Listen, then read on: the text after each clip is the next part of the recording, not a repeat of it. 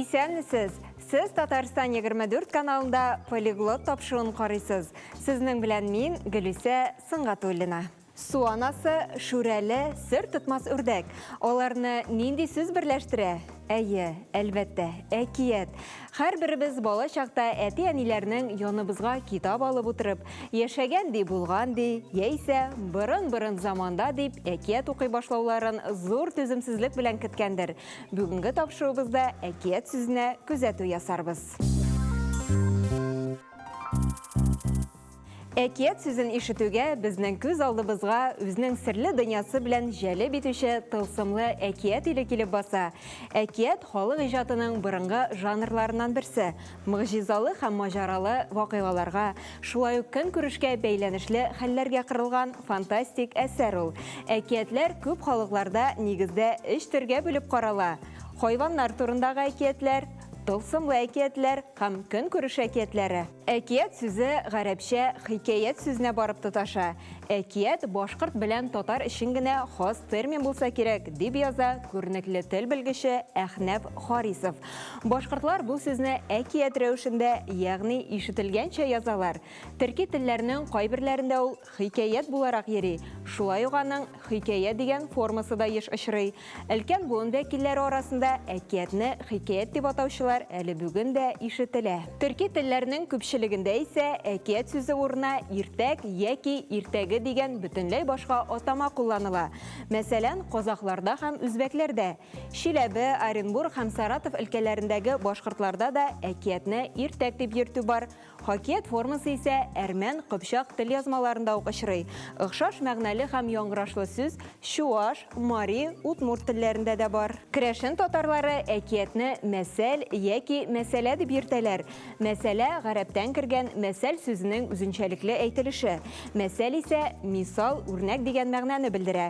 Шул нигездә халык иҗатының бер жанры мәсәл дип аталган. Себер татарлары әкияткә йомак диләр. Йомак ию, йомак ишу әкият сөйләүне аңлата. Ә йомак әйтү, табышмак әйтү.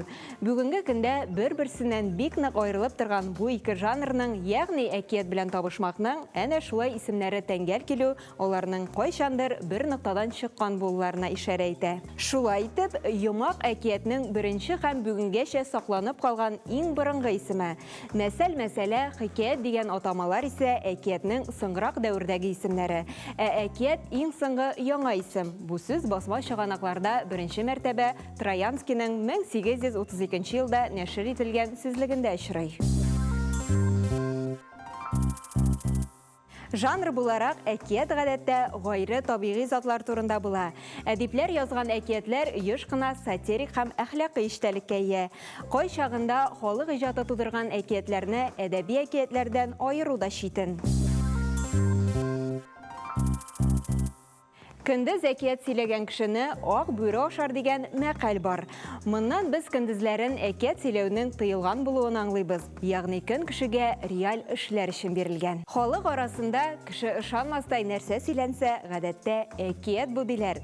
Телдә әкият һәм ялган сүзләре синоним булып йөри, чөнки әкияткә гомумән уйдырма хас. Әкият сөйләмәл дип әйтү әкиятне кимсетә. Ул кешегә карата ышанычсызлык белдерә, ялганлы булып чыга, ди Рабит Батулла. Әкият ул борынгыдан килгән жанр. Әгәр халыкның тарихын, милләтнең холкын беләсең килсә, аның әкиятенә бак. Татар әкиятләрендә батырлык өстен. Әкиятләрдә безнең тарих, ул булган хәл яки киләчәк турында сөйли. Әкият, әкиятче, әкияти дөнья. Бу сүзләрдә тылсым, сихри көч, зирәклек һәм тапкырлык, батырлык һәм башка сыйфатлар чагыла. Әкиятләр халкыбызның рухи байлыгы, культурасы. Ул үткән белән киләчәк буынны бәйли. Шушының белән тапшыруыбыз ахырына якынлашты. Бүгенге тапшыру сезнең өчен файдалы һәм кызыклы булгандыр дип ышанып калабыз. Мин Гөлүсә Сыңғатуллина, сезнең белән сау булашам. Киләсе очрашуларга кадәр.